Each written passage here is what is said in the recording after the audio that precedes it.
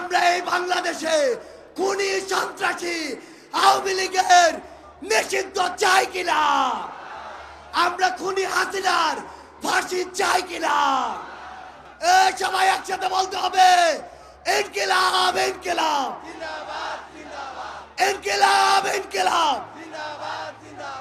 দিল্লি না ঢাকা, দিল্লি না ঢাকা, ক্ষমতা না জনতা, আপোষ না সংগ্রাম, দালালি না রাজপথ। দিয়েছি তো রক্ত, আরো দেব রক্ত, রক্তের বন্যায় ভেসে যাবে অন্যায়। আবু সাইদ মুক্ত, শেষ হয়নি যুদ্ধ। সাইদ ওয়াসিম মুক্ত, শেষ হয়নি যুদ্ধ। আমাদের যুদ্ধ এখনো শেষ হয়নি।